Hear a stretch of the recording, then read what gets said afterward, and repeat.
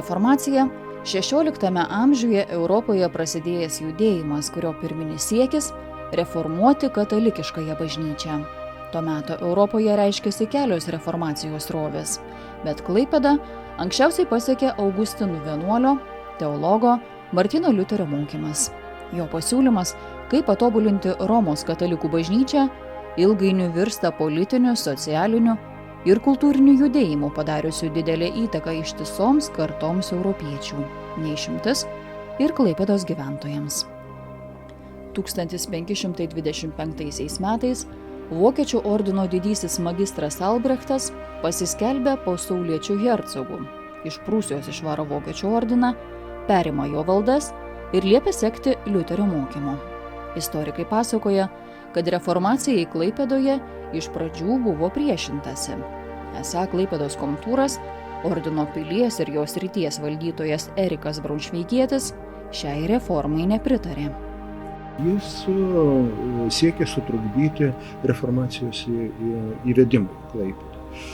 Albrechtas Brandenburgietis gavo net išruošti savo kariuomenę, tai yra viskas vyksta 25 metais jau, tada, kada oficialiai po priesaikos Krokuvai Prūsija tapo, Vokiečių ordinas tapo jau pasaulietinę kunigaikštystę, išruošti kariuomenę ir galbūt net ir kovai su Eriku Braunšveigiečiu.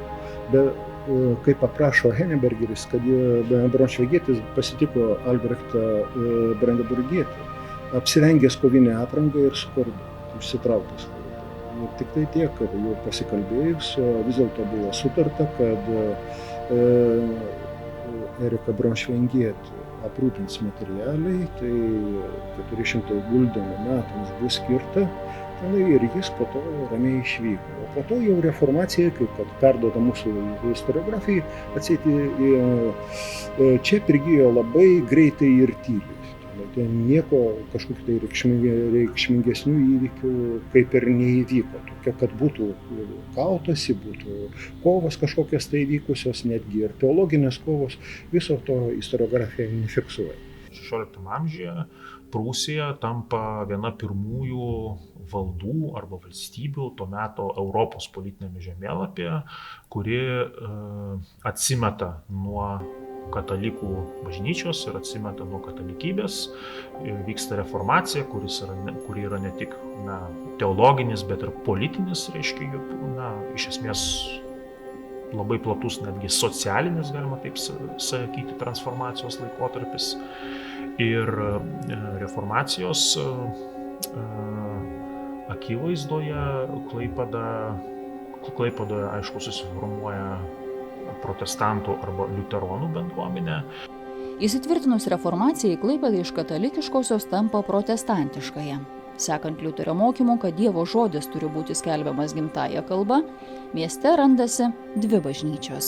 Pagrindiniai maldos namai Klaipėdoje tuomet buvo miesto arba vokiečių bažnyčia. Miesto salos rytinėme Smeigalyje prie Dangės upės pastatyta apie 1562–71 metus. Nuo XIX amžiaus ji vadinama Švento Jono vardu. Greta iškyla krašto gyventojams skirta lietuvių bažnyčia, kuri pirmą kartą minima 1589-aisiais. Ilgainiui mieste ima kurtis ir kitų konfesijų atstovai. Mes turim 16 amžiuje duomenų ir apie, sakykime, anabaptistus ir kitas tuo metu besireformuojančios bažnyčios įvairias sroves, kurių tuo metu Europoje yra nemažai. Nuo 17 amžiaus mes jau turime duomenis apie kalvinistus, kurie veikia, galbūt ir būtų ir anksčiau, bet 17 amžiuje tikrai yra bendruomenė kalvinistų, tai yra evangelikų reformatų, taip vadinamoji.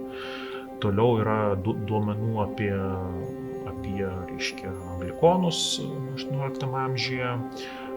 Toliau, nepaisant to, kad katalikybė buvo reiškia, jau nebebuvo valstybinė religija, bet vis vien katalikai gyvena visur aplinkui, Lietuvos Didžiojoje kunigaikštystėje, Lenkijoje, ir jie į šitą regioną vis patenka, ir todėl ypač priemiesčiuose mes turim iš 18 amžiaus jau tikrai tvirtų argumentų, gal ir anksčiau priemiesčiuose buvo katalikų maldos namai ir katalikų gyveno nemažai. Na ir galiausiai, aišku, žydai, judėjai su savo atskira religija. Pagrindinė mieste evangelikų liuteronų bažnyčia nekartą keičia savo vietą.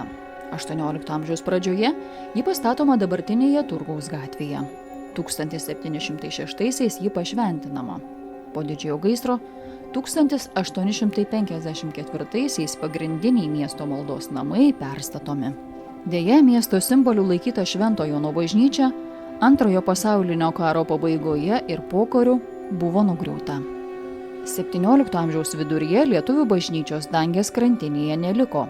1686–87 ji pastatyta dabartinėje Tiltų gatvėje. Lietuvių bažnyčia nuo 19 amžiaus vidurio vadinta Krašto arba Laukininkų vardu. 20 amžiuje dar pasirodo Jokūbo bažnyčios pavadinimas, bet kitaip nei kartais klaidingai įsivaizduojama, turėtos galvoje ne Šventasis Jokūbas. 1959 pastatas buvo nugriautas. Buvusių maldos namų vietoje sovietų valdžia pastatė restoraną. Visai greta lietuvių bažnyčios veikia evangelikų reformatų maldos namai. Brandenburgo konfurso valdose tai viena seniausių šiai konfesijai suprojektuotų bažnyčių. Klaipėdoje iškilusi 1683 metais, 2 metai iki Potsdamo edikto. Antrojo pasaulinio karo pabaigoje apgadinti maldos namai su žeme sulyginti sovietmečiu. 18 amžiuje kartu su anglų pirkliais ir pramonininkais Klaipėdą pasiekė ir anglikonų konfesijos išpažinėjai. Bažnyčia dabartinėje Uosto gatvėje iškilo 1863 metais, kai ryšiai su Anglija jau buvo susilpnėję.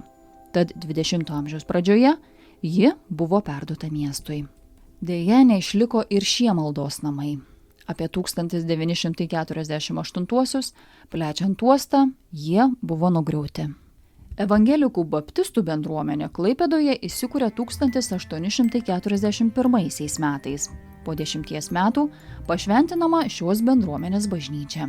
Būtent jos fragmentas matomas šios litografijos dešiniajame kampe. Sovietmečiu iš šios religinės bendruomenės atimtas pastatas jiems grąžintas 1991. Prūsijoje įsivyravusi reformacija daro įtaką ne tik religinėje plotmėje. Poveikis jaučiamas ir švietimo sistemoje. 1544 Klaipėdos pašonėje Karaliaučiuje įkuriamas universitetas. Po Legnicos ir Marburgo trečiasis pasaulyje naujai įkurtas protestantiškas universitetas. Jaunimas iš Klaipėdos vyksta studijuoti ne tik į jį, bet ir į kitas aukštąsias mokyklas. Reformacija Klaipėdoje plito iš tikrųjų nuosekliai, galima būtų pasakyti, nes jeigu mes žiūrėtumėm į studijuoti vykstančius studentus, tai nuo pat universiteto įsteigimo laikotarpio, gal ten keletą metų šiek tiek vėliau, ten nuosekliai mes matom metai iš metų, arba bent jau kas keli metai iš Klaipėdos atvykstančius studijuoti jaunuolius, kurie ne visi traukia į, sakykime, priekybą, kas labai dažnai, arba verslą kažkokią tai, kam irgi būdavo labai gerai išsilavinimas, bet dalis tiesiog grįždavo ir atlikdavo dvasininko priedermes, tapdavo dvasininkais. Tenai tai Klaipėda, galima būtų sakyti, taip ir viduje, bet iš to gyvenimo, kadangi jaunuoliai išeina paruošti su tam tikra įtampa, tenai tai šiuo atveju iš tikrųjų jie pakankamai taip nuosekliai rodė tą tendenciją, kad šita reformacija Klaipėdoje labai sėkmingai įsitvirtino tuo laikotarpiu. Kitas dalykas yra, sakykime, net ir Vokietijos galimybės. Jeigu galvoti apie tai, kad kas studijuodavo, studijų keliai, kurie